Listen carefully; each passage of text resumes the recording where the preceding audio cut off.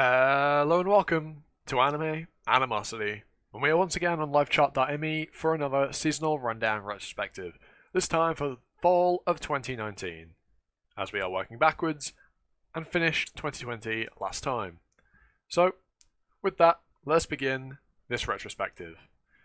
So, I didn't watch My Hero and I didn't watch Dr. Stone. At least I haven't watched Dr. Stone yet. I very much plan to, but I haven't got around to it as of right now. What I have watched is Fire Force.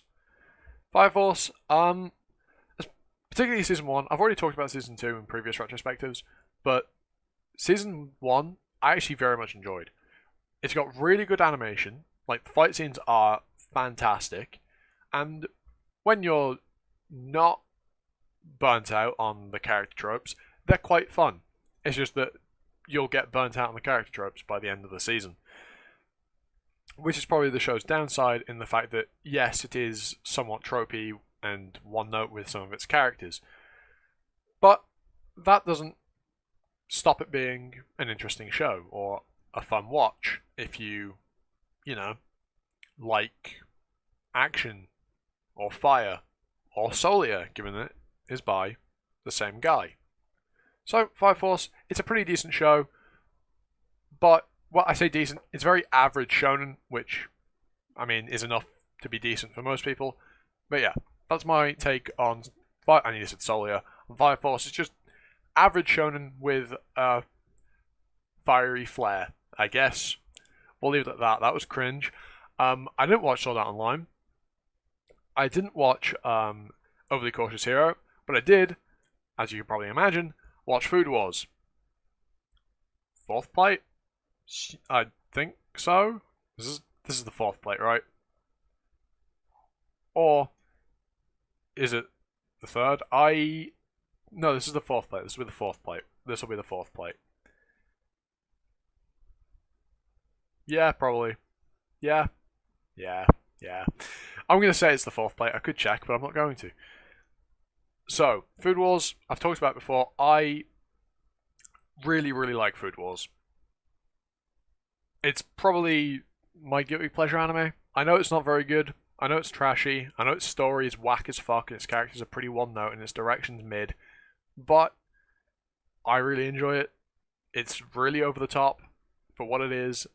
Also, the food in the show looks fantastic. Like, don't knock Food Wars until you've watched it. Just because it's ecchi doesn't mean it's bad, alright? I know there are people out there that would go, no, that means it's bad. And while I understand why you'd think that, Food Wars is actually pretty good. I do actually really enjoy it. All that is entirely a personal thing. If you have watched it in the past and didn't like it, that's entirely fair. I can see why. But for me, I did very much enjoy Food Wars. As for the fourth plate, very much the same. I don't really have any distinct feelings for any given season. So, Food Wars in general is just good by me. And that's all I really have to say on it. Next up is Vinland Saga. With the second season having been confirmed, this is actually a very convenient time to talk about it, I guess. Although, maybe back when the second season was announced, it would have been. But, Vinland Saga. Now, I have a lot of good things about Vinland Saga. It has a very high score on Mal, and I have some friends that have watched it, and they say it's quite good. And while it was definitely very good, I didn't find it to be as incredible as everybody said it was until the last 5 or so episodes. Everything before then felt like a build-up. And I know that this season is very much a build-up. It's setting up the story. That's what the first season was, and with the amount it covered, that's all it was trying to do. And it does that very well.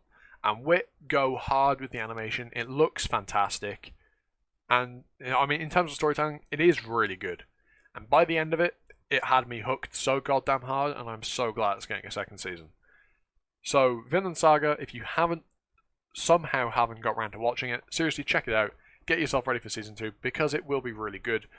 Because the manga, of the same name obviously, is, from what I've heard, just as incredible. So, genuinely, give the show a watch. You won't regret it. Okay, and moving on to Oresuki, just a somewhat generic harem romance that I didn't dislike. I actually found it decently enjoyable. It subverts some of your expectations of the harem genre, and then not much after that immediately subverts them again to what you originally thought they'd be. But hey, it at least subverts your expectations for some amount of time. But other than that, it was quite enjoyable. There's not really much to say about a generic harem romance, other than that it's a generic harem romance, and if you know what that means, well, then you know exactly what you're going to get when you go into this. And if you don't, well, then this could be a first, and a pretty good one if it is your first. Perhaps. I don't really have a lot to say because, well, like I said, it's really generic. I do enjoy it. It is fun to watch. It was a very fun watch when I watched it. But again, the genre and type of show that it is, I know, is not for everyone.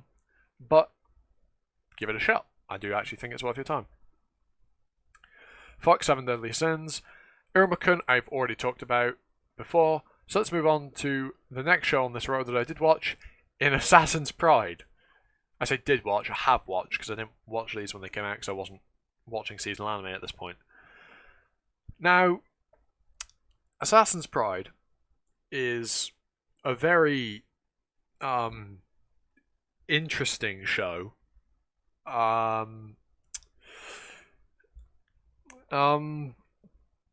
It's not very good. It is absolute garbage, but in just the right way.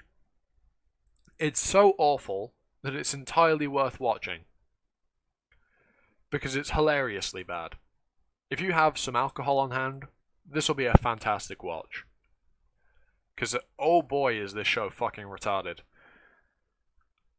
I'm not even going to mention anything about it. It's a treat. You should genuinely, just check this out yourself, and you'll see what I mean. Oh, fuck. One thing I will say, this chick here, the one that's blonde, she's 13. And that's enough about that. We Never Learn Season 2. Now, We Never Learn is a fantastic, in my opinion, romance anime. I genuinely really enjoyed it.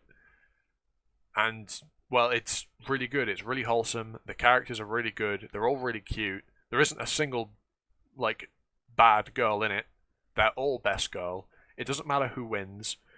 Any of them can win, and the conclusion is satisfying. As it should have been with quintuplets, but, well, I won't spoil that, but the conclusion was not satisfying. But with We Never Learn, it genuinely is really, really good, in my opinion. It's really wholesome. I was about to repeat every single point I just made. But, in all honesty, check the show out. If you like harem romance, this is right up your alley. You will love this. And the second season comes to a conclusion. It does skip quite a lot to get to its conclusion. It does have a winner at the end of it. And it is the same as the manga's canonical winner. That is a spoiler, but you don't know who it is, so it isn't. But seriously, give the show a watch. It is really good. And the fact that it comes to a conclusion probably probably makes it more enjoyable, because it your investment gives you some sort of reward. You see the outcome of the story that you've invested 26 episodes into, I think both seasons are 13. But yeah, this show's really good. Give it a watch.